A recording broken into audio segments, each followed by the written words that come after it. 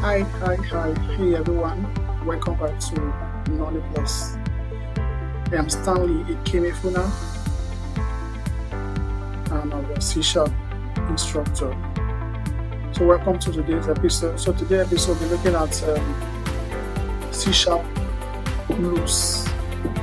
What are C-sharp loops? That's what we're looking at today. So first of all, let me ask you something. Have you ever done the same thing over and over again in real life?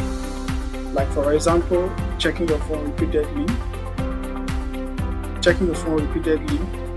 or greeting people one by one. Also, like charging your phone repeatedly. So have you ever done the same thing over and over again in real life? That is actually what we are learning today. Loops in C#. So first of all, what is a loops? First of all, what is loops?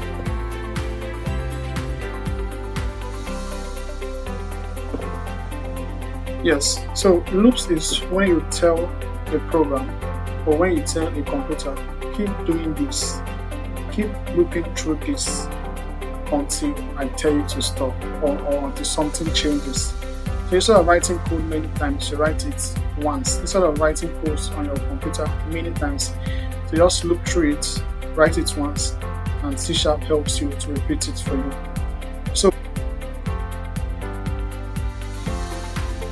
So for loops, we have a for loop.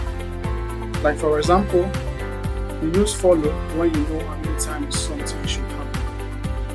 So under loops, we have what? For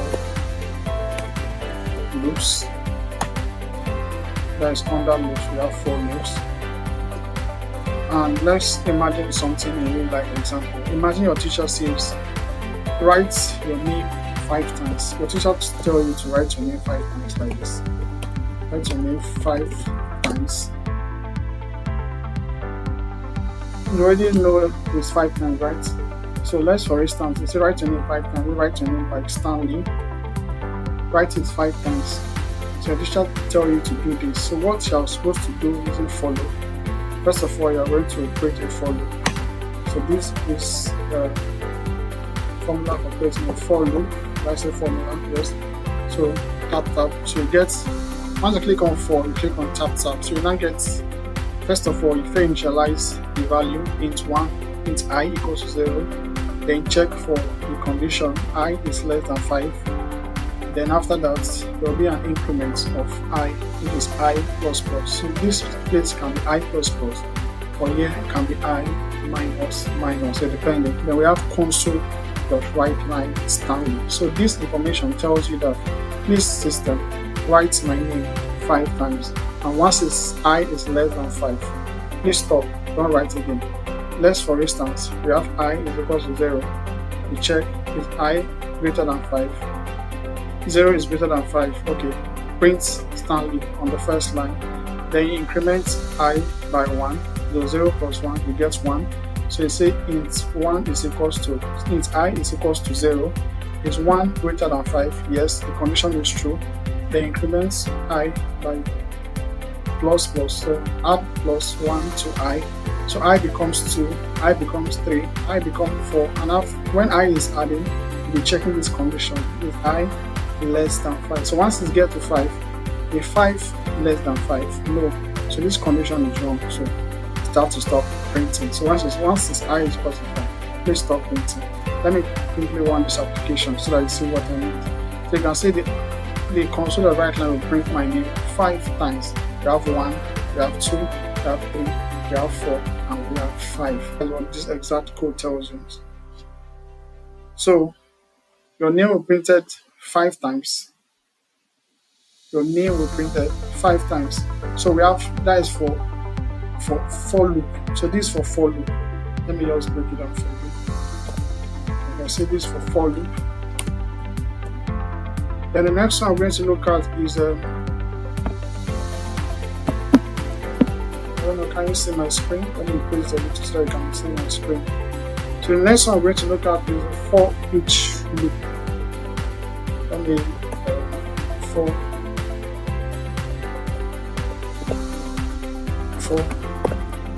each loop. So this is the second one we're looking at, for each loop. So for FOREACH loop, just like we are going through a group of items, we are looping through a group of items. So sort of printing those items, we're listing them one after the other. So imagine your teacher is calling attendance. We have John, we have Mary, we have David in the class. So the system will go into that class and start calling the names of those students one after the other. So it's looping through those classes, it's looping through the basket where those variables are and start printing them one after the other. So that is for each loop. So if you want to do for each loop, just type for each, then type tap tap. So once you type tap tap, or let me give you an example so it will be easy for you to understand. So let's declare a string of array by names. We have Stanley, we have Stanley, we have Stanley, but let me change this thing to Mary, change this thing to Rachel, change this thing to Rita, and change this thing to Victor. So these are arrays of names. We have Stanley, Mary, Rachel, Rita, and Victor. So for your for each, you can go into for each string names in names. So look at the names is like a container that holds container of array that holds these names inside this basket. So we have inside this array we have Stanley, Mary, Rachel, Rita, and Victor, and they are all stored in a variable called names, which is an array. So we are going through string name in names. So we are looping through name inside this names array. So what we're going to get, let's do our console.writeLine name. So what this tells you now, for each student, call their names.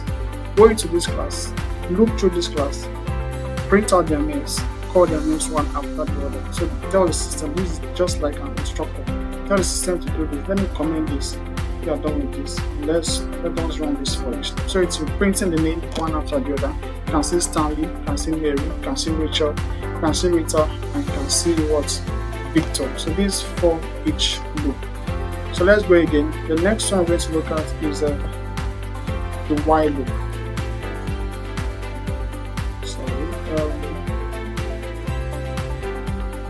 The while loop. So what does while loop does for real life example? So use while loop when something continues until a condition changes. When something continues until a condition changes. Like for example, think about charging your phone. While battery is less than 100%, keep charging. So when it's at 100%, stop charging. So that is example of while loop. Talks about use while loop when something continues until a condition changes. So until that condition is false, then stop doing that. But as soon as that condition is true, please always do this. I use the example of a battery. When your battery is less than 100%, it keeps charging. But once it's at 100%, stop charging when the battery is full. So for instance, let's use a battery as an example. Let's declare an int.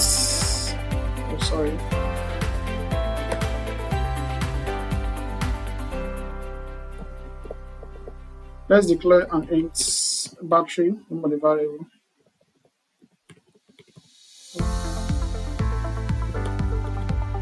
Is equals to 100. So this is first declaration. We have declared battery is equals to 0. Then use while loop. So you can see while battery is less than 100. You can see the write-up console.writeLine battery level plus what? Battery. But let me use another one so I don't get you confused. So console.writeLine, let me go charging.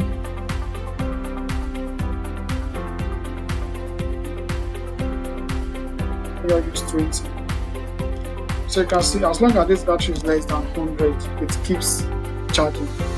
That is for an example of the while loop. So let me look through this. Let me do a while loop here. So you can see. Let me stop this. Let me uncomment this one. So the while loop, you can see first of all there was a declaration, initialization means battery is equal to 0. Then there was a condition, why battery is less than 100 keeps charging. There's a condition before implementing the method. So why this battery is 100% keep charging. Then this one is an increment plus or equals to what? 20. Plus or equals to 20. Once you check this condition, at first, the first one is 0. You check the condition, is 0 less than 100? If not, keep charging. You increment it by 20. If 20 less than 100? If not, keep charging. Go increment by another 20. 20 plus 20 is 40. It's 40 less than 100. If 40 is less than 100. If 40 is less than 100, what are we going to be printing? Charging. There the battery is charging. Go again, add 20 to the battery. So add another 20, which is 60. To check, is 60 less than 100? Yes, it's less than 100. What is the condition? Please keep charging. To go again, it will add another 20, which is 80. So it goes away, add till it gets to 100. Once it's 100, you now check, it's 100 less than 100. What is the condition? If it's charging. If it's not less than, if 100 is not less than 100, then what?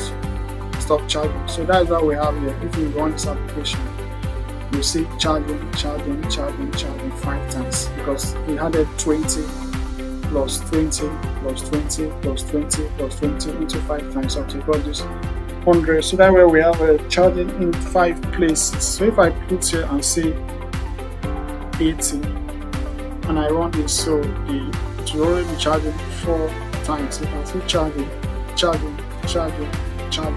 into 4 places. If I come here and increment it by 50, how many times will it charge? Let's see. Yes, charge us twice. Increment by 50 to charge twice. So you can see, if I come here and say it's 80 less than 100, let's see how many times it charge. First charge the first time, yes, but it charge us once. Let's say it's 70. How many times will the battery charge? To charge twice. We first run the first charge, then to check, add 70 to it, then run the second charge. I don't know if you get me. To first check the battery at 0%. It's 0 less than 100, 0 less than 80. Yes, it's less than 80. Oh yeah, keep charging. Add 70 to it. It's 70 less than 80. Yes, it's less than 80. Keep charging. Then we go to the third one to add another 70. We get 140. So here become 140. So now check, is 140 less than 80?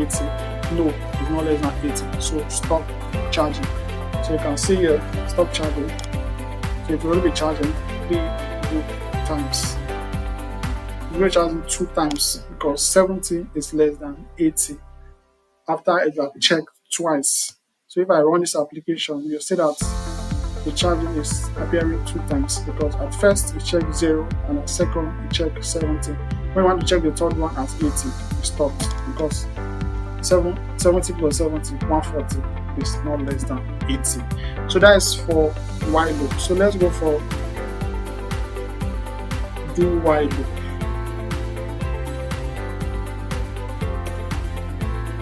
Do while loop. So we have talked about while loop, and now we are talking about do while loop.